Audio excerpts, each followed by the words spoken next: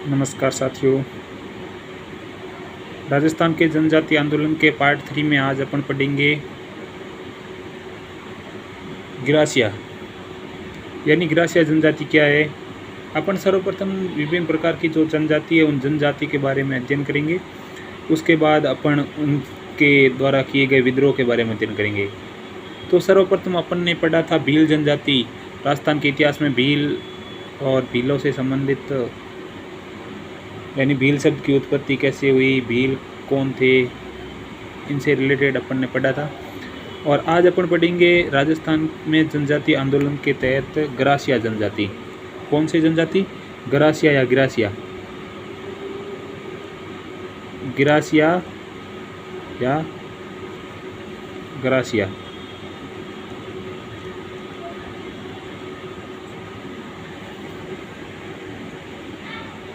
यानी कौन सी जनजाति है ये? गिरासिया या गिरासिया। जनसंख्या की दृष्टि से गिरासिया जनजाति मीणा व भील के बाद तीसरी सबसे बड़ी है। यानी जनसंख्या के अकॉर्डिंग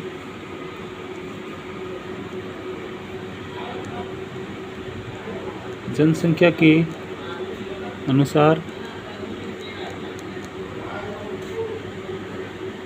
मीणा व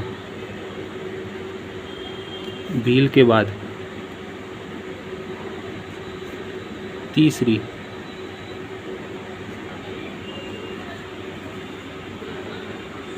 जनसंख्या के अनुसार मीणा व भील के बाद तीसरी सबसे बड़ी, यानी अपन कहे तो तीसरा स्थान किनका है? गिरासियों का है। यानी जनसंख्या के अकॉर्डिंग मीणा व भील के बाद यह तीसरी सबसे बड़ी जनजाति है। यह जनजाति मुख्यतः उदयपुर, सिरोही और पाली जिला में निवास करते हैं। यह सबसे ज़्यादा कहाँ पे? उदयपुर, पाली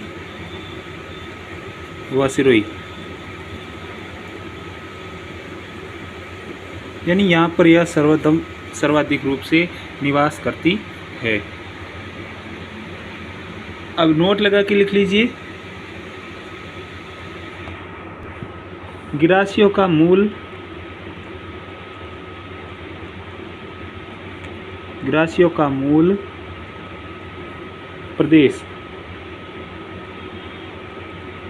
प्रदेश या स्थान सिरोही में स्थित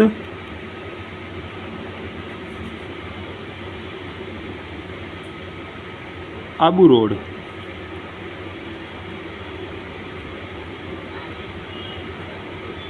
सिरोही में स्थित आबू रोड का भाकर या बाखर क्षेत्र है। यानी गिरासियों का जो मूल प्रदेश है वह सिरोही में स्थित आबू रोड का भाकर या भाखर क्षेत्र है। यह गिरासियों का मूल प्रदेश या मूल स्थान है। सामान्यतः देखा जाए तो गिरासिया व भील जनजाति एक ही है। इनमें अंतर कर पाना बहुत ही मुश्किल है, लेकिन कुछ इतिहासकार है वो इनमें अंतर बताते हैं। यानी सभी विद्वान एक मत नहीं है। साधारणतः भील व गिरासिया के अंतर करना काफ़ी कठिन है, क्योंकि शारीरिक संरचना यानी इनकी शारीरिक संरचना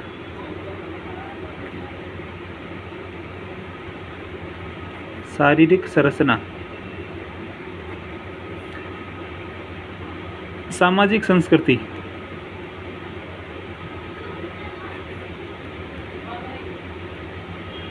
शारीरिक संरचना, सामाजिक संस्कृति और आर्थिक दृष्टि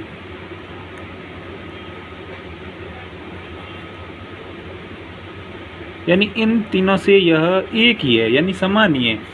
सन 1881 ईस्वी में M.A. शेरिंग ने लिखा कि भील और गिरासिया एक दूसरे में बहुत अधिक मिश्रित है, उनके मध्य वैवाहिक संबंध भी प्रचलित है।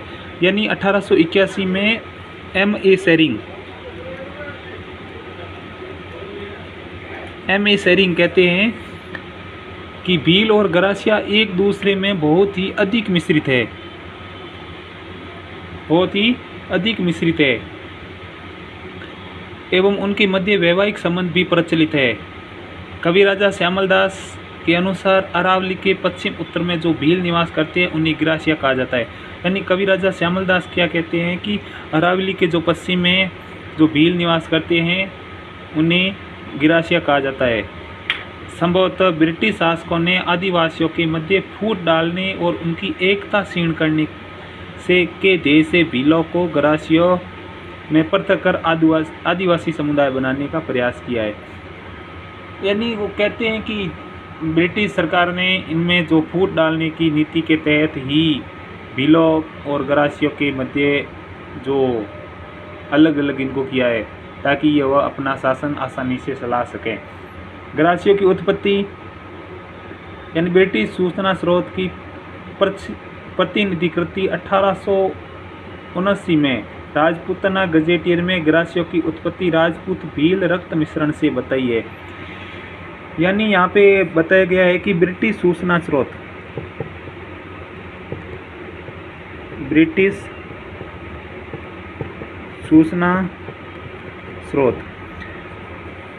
इसकी जो इनकी जो प्रतिनिधिकृति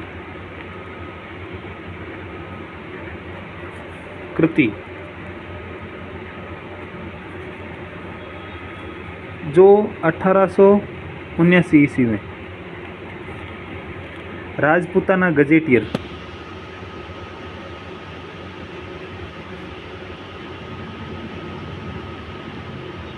राजपूताना गजेटियर में गिरासियों की उत्पत्ति राजपूत और भील रक्त मिश्रण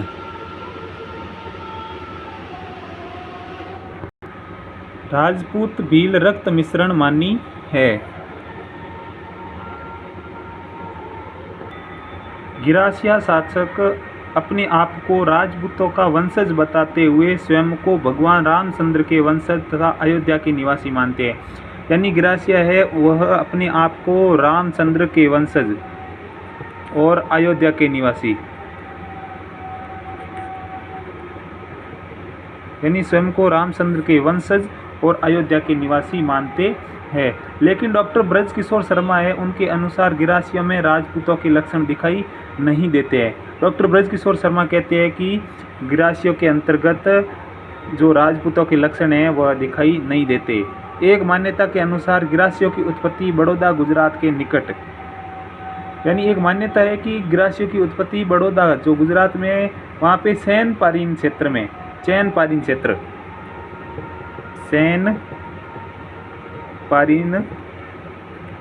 कहाँ पे बड़ौदा गुजरात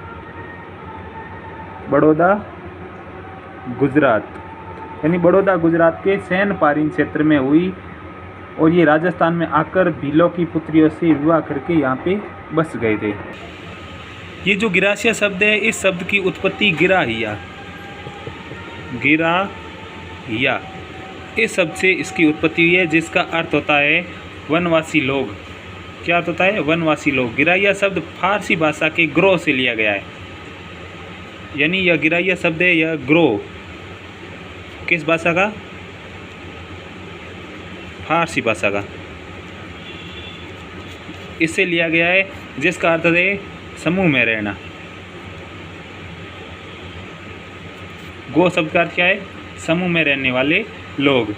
कर्नल टॉड ने गिरासियों की उत्पत्ति गवाह शब्द से मानी है जिसका अर्थ सर्वेंट या नौकर। यानी कर्नल टॉड इसको गवास कहता है जिसका अर्थ होता है सर्वेंट या नौकर। अधिकांश मतों में यही सिद्ध होता है कि गिरासिया भीलों से भिन्न आदिवासी समूह नहीं है। हालांकि कुछ सामान्य व भौगोलिक व्यावसायिक अंतर गिरासियों को भीलों से पृथक पहचानती है। गिरासिया समाज दो भागों में बांटा गया है। एक तो है भील गिरासिया और दूसरा है गमेती गिरासिया। यानी गिरासिया है वह दो प्रकार के, एक है भील गिरासिया और दूसरा है गमेती गिरासिया। यानी भील गिरासिया किसे कहते हैं? तो कोई ग्रासिया पुरुष यदि किसी भील स्त्री से विवाह कर लेता था तो उस परिवार को भील ग्रासिया कहा जाता है। यानी यदि कोई पुरुष है वो भील स्त्री से विवाह करता है तो वह भील ग्रासिया कहा जाता है। और गम्मेती ग्रासिया, यदि भील पुरुष ग्रासिया स्त्री से विवाह करता है तो उससे गम्मेती ग्रासिया कहते हैं। यानी भील पुरुष है वह ग्रासिया स्त्री से विवाह करता है तो वह गम्मेती ग्रासिया कहलाता है। यदि ग्रासिया पुरुष किसी भील स्त्री से विवाह करता है तो वह भील ग्रासिया कहा जाता है। अब है अगला सहरिया।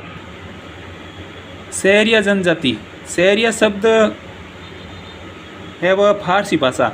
कौन सी भाषा? फारसी भाषा। फारसी भाषा के शब्द शहर या शहर, शहर से बना है जिसका अर्थ जंगल होता है। शहर से बना है जिसका अर्थ क्या होता है? जंगल। इससे बना है। सहरिया एक प्राचीन जंगलवासी जनजाति है। इन्हें भील समुदाय के आदिवासियों का अंग माना गया है। यानी सहरिया जनजाति है, यह जंगलवासी जनजाति है। इन्हें भील समुदाय के आदिवासियों का अंग माना गया है। राजस्थान में यह जनजाति भूतपूर्व कोटा रियासत में निवास करती थी।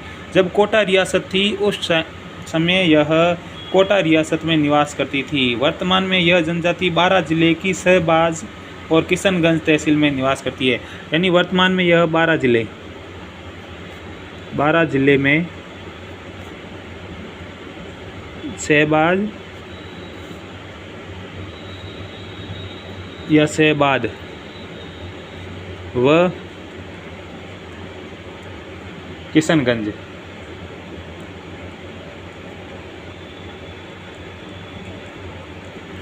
शहबाज व किशनगंज तहसील में निवास करती है।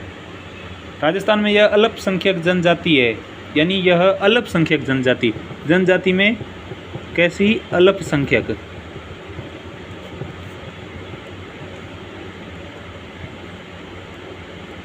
जनजाति है। सहरिया जनजाति राजस्थान की आदिवासी जनसंख्या का 0.99% है। यह राजस्थान की आदिवासी जनसंख्या का 0.99, इसलिए यह अल्पसंख्यक जनजाति है। जो सहरियों की उत्पत्ति है वह कर्नल टॉड कहते हैं अपनी पुस्तक ट्रेवल इन वेस्टर्न इंडिया। यानी टॉड की पुस्तक, कर्नल टॉड अपनी पुस्तक है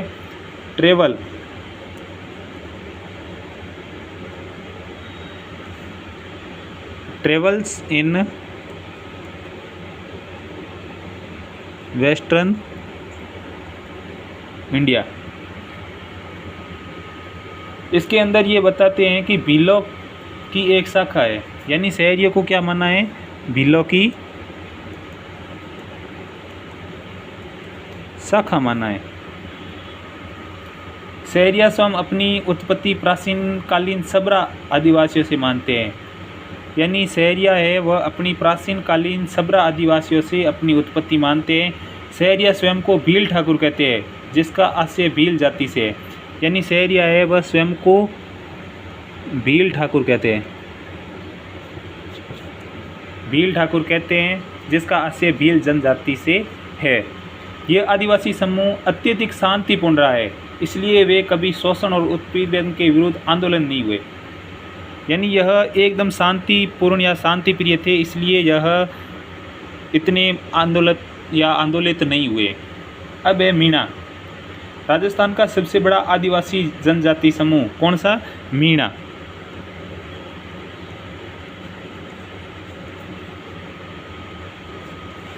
मीणा जनजाति समुदाय राजस्थान का सबसे बड़ा आदिवासी या जनजाति समूह है। सन 1971 की जनगणना के अनुसार राजस्थान में आदिवासी जनसंख्या का 49.47% कब? 1971 की जनगणना के अनुसार। मीणा आदिवासी राजस्थान के सभी भागों में निवास करते हैं, किंतु यानी मीणा आदिवासी है वह लगभग राजस्थान के सभी भागों में निवास करते हैं, किंतु यह जयपुर, अलवर, करौली, भरतपुर, धौलपुर, कोटा, बूंदी, झालावाड़, टोंक, उदयपुर, डूंगरपुर, बांसवाड़ा, सिरोही, जोधपुर में इनकी संख्या अधिक है। यानी जो मीणा है वह जयपुर में, जयपुर के बाद अलवर, करौली, करौली के बाद भरतपुर, भरतपुर के बाद धौलपुर, धौलपुर के बाद कोटा, कोटा के बाद बूंदी, बूंदी के बाद झालावाड़, झालावाड़ के बाद टोंक, उदयपुर, डूंगरपुर, बांसवाड़ा, सिरोही और जोधपुर में सर्वाधिक है। यानी यह केवल उत्तरी राजस्थान में मीणा जनजाति की संख्या कम है, यानी उत्तरी राजस्थान के अंदर मीणा जनजाति की है यह संख्या बहुत ही कम है। अब मीणा की उत्पत्ति मत्स्य या मछली से हुई है। मीणा की उत्पत्ति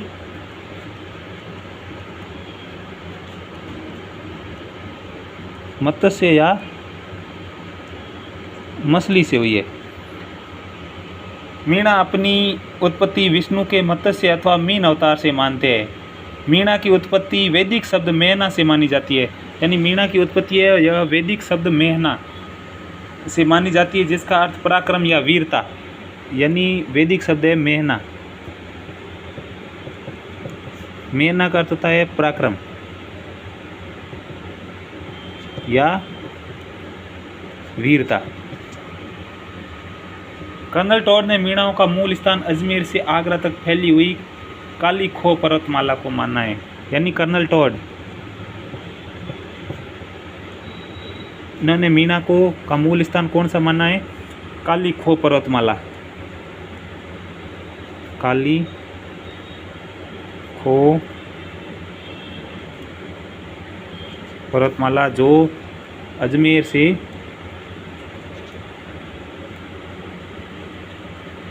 आगरा तक। Cambridge history of India,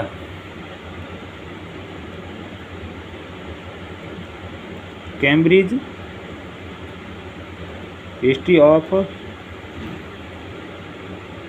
India, Cambridge history of India के अनुसार मीणा वह जनजाति है जिसमें द्रविड़ों के पूर्व के समूह का रक्त है।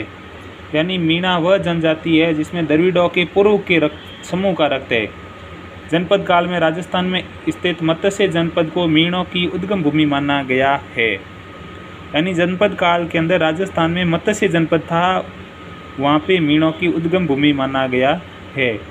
जैन मुनि मगर सागर द्वारा लिखित मीणा पुराण में मीणाओं को भगवान मीन का वंशज बताया गया है।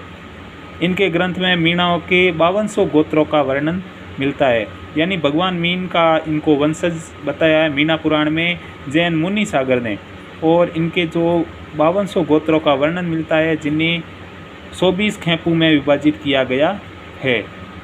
राजस्थान के इतिहास के अंदर मीणा, राजस्थान में मीणा जनजाति का इतिहास तो बहुत ही पुराना है, किंतु व्यवस्थित इतिहास न मिलने के कारण उनकी पूर्ण जानकारी नहीं है।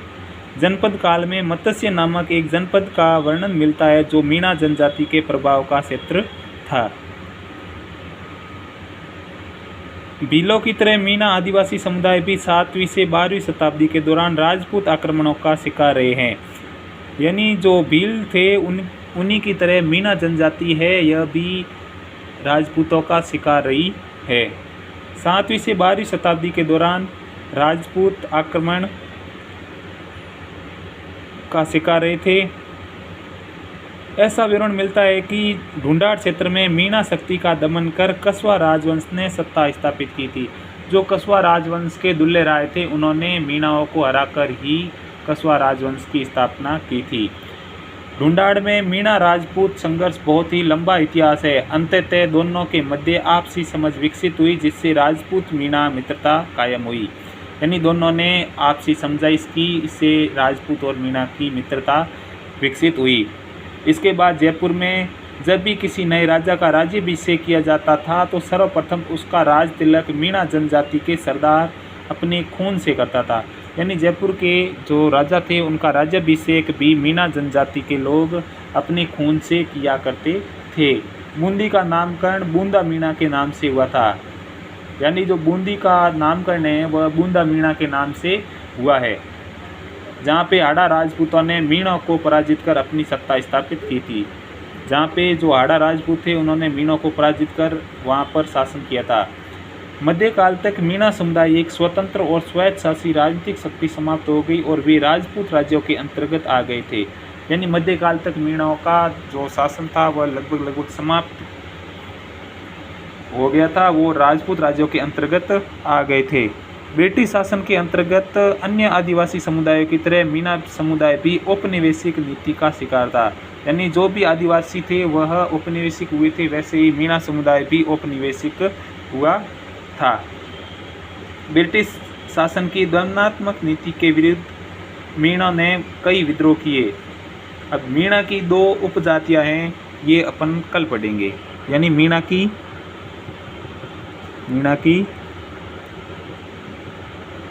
उपजाति जो अपन कल पढ़ेंगे। यानी एक तो है मेव मीणा, जमींदार मीणा और चौकीदार मीणा। जमींदार और चौकीदार। वीडियो अगर पसंद आए तो लाइक और शेयर ज़रूर कर लीजिएगा और चैनल को सब्सक्राइब कर दीजिए।